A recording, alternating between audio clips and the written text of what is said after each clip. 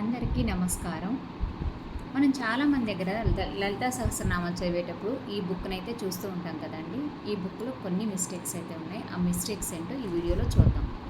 First mistake వచ్చి మనం ధ్యాన శ్లోకం చూస్తే థర్డ్ ధ్యాన శ్లోకం ధ్యాయేత్ పద్మాసనస్థాం, ఇది థర్డ్ ధ్యాన శ్లోకం యొక్క బిగినింగ్ అండి.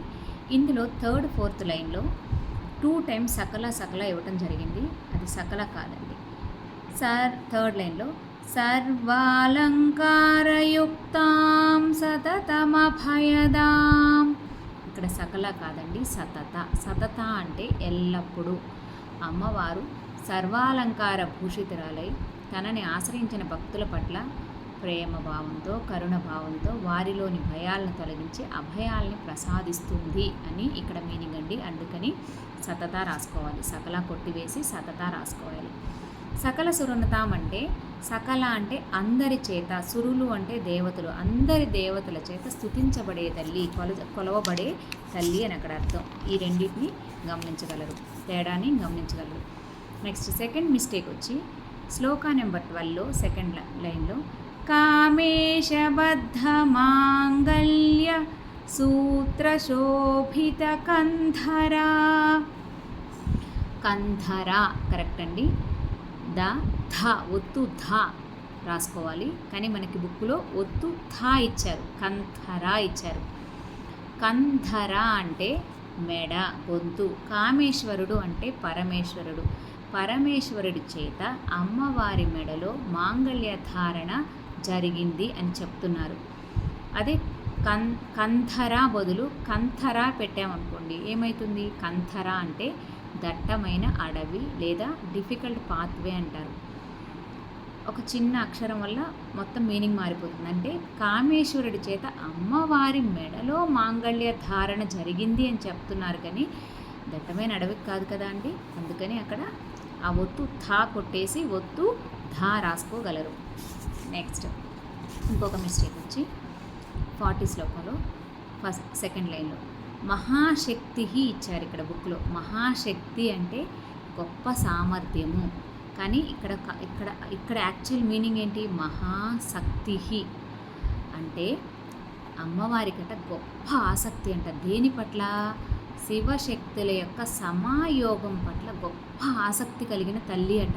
ఇక్కడ శంకరుల్లో ఆ శక్తిలో ఆ షా తీసేసి సరితాలో సా రాసుకోవాలి. మహాశక్తి గొప్ప ఆసక్తి కలిగిన తల్లి అని అక్కడ అర్థం. నెక్స్ట్ ఇంకొక మిస్టేక్ వచ్చి శ్లోకా నెంబర్ 134లో సెకండ్ లైన్ రాజకృపా రాజపీఠ నివేశిత నిజాశ్రిత, ఇక్కడ లాస్ట్ వర్డ్ వచ్చి నిజాశ్రిత అనేది కరెక్ట్ వర్డ్, కానీ మనకి బుక్లో ఎక్స్ట్రా విసర్గ ఇచ్చారు. ఆ విసర్గాన్ని కొట్టివేసుకోగలరు.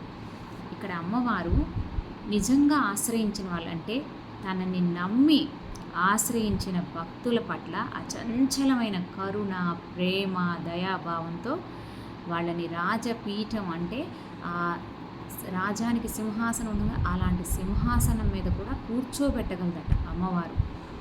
ఇక్కడ అమ్మవారి యొక్క ఫెమినైన్ ఫామ్ సింగులర్ని చెప్తున్నారు కాబట్టి ఇక్కడ విసర్గతో పని లేదండి, కొట్టివేయగలరు. నిజాశ్రిత ఈజ్ రైట్ వర్డ్. నెక్స్ట్ ఇంకొక మిస్టేక్ వచ్చి 135 శ్లోకాలో ఫస్ట్ లైన్ రాజ్యలక్ష్మి అని ఇచ్చారు బుక్లో, కానీ ఇక్కడ రాజ్యలక్ష్మి కాదండి, రాజ్యలక్ష్మీ.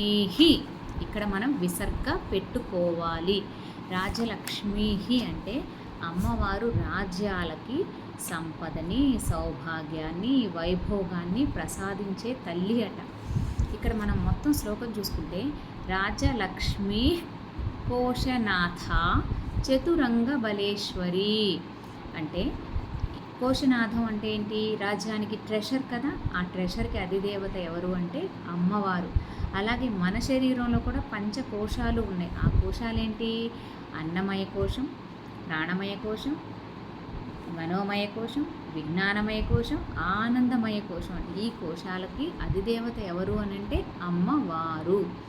చతురంగ బలేశ్వరి అన్నారు అంటే చతురంగ బలాలు ఉంటాయి కదండి. మనం యుద్ధానికి వెళ్ళేటప్పుడు రాజుగారితో పాటు చతురంగ దళాలను తీసుకెళ్తారు. కొంత రథాల మీద వెళ్ళేవాళ్ళు, గుర్రాల మీద వెళ్ళేవాళ్ళు, ఏనుగుల మీద వెళ్ళేవాళ్ళు, నడిచి వెళ్ళే సైనికులు ఉంటారు కదా. ఇవి చతురంగ దళాలు అంటారనమాట. వీళ్ళందరికీ అధిదేవత ఎవరు అని అంటే అమ్మ.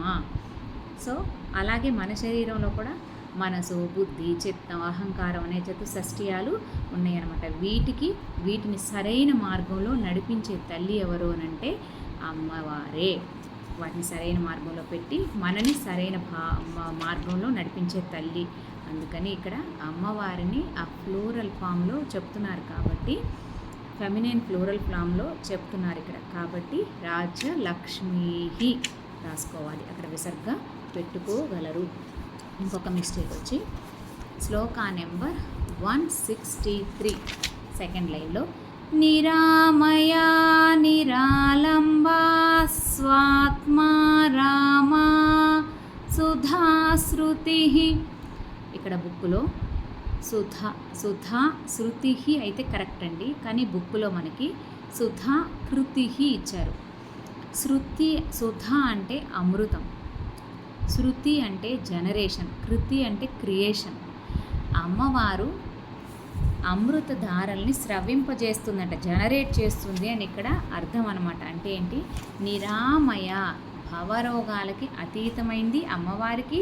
భవరోగాలకి అతీతమైన పరబ్రహ్మ స్వరూపిణి ఆవిడకి ఎటువంటి వ్యాధులు రోగాలు లేని తల్లి.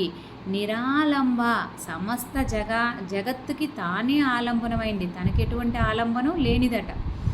స్వాత్మా రామ అంటే తన ఆత్మ అనే క్రీడ ఎందే ఆసక్తి కలిగిన తల్లి. సుధాశృతి అంటే అమృతధారల్ని స్రవింపజేస్తుంది అట. అంటే సాధకుడు కానీ ఉపాసకుడు కానీ అమ్మవారు తన కుండలిని ప్రయాణంలో మూలాధారం నుంచి ఆ కుండలిని శక్తిని అరెస్ట్ చేసుకుని పైకి వెళ్ళేటప్పుడు, అంటే సహస్రారానికి రీచ్ అయినప్పుడు, శివశక్తుల సమ్మేళనమైన ఈ ప్లేస్కి రీచ్ అయినప్పుడు అమ్మవారు అమృతధారల్ని కురిపిస్తుంది అని అక్కడ మీనింగ్ అండి. ఈ తప్పుల్ని నాకు తెలిసిన ఈ తప్పుల్ని మీకు చెప్పాను, సరి చేసుకుంటారని ఆశిస్తున్నాను. ఈ వీడియో ఎవరిని తప్పు పట్టడానికి, కించపరచడానికి చేసింది కాదండి. తప్పులు చదవకూడదు, అందరూ రైట్ చదవాలన్న ఒక ఉద్దేశంతో చేయబడింది మాత్రమే అని గమనించగలరు. సరైన ఉచ్చారణతో లలితా సహస్రనామం ఎలా పాడాలి అనేది మరొక వీడియోలో కలుద్దాం. అప్పటి వరకు సెలవు. Thank you. శ్రీమాత్రే నమః.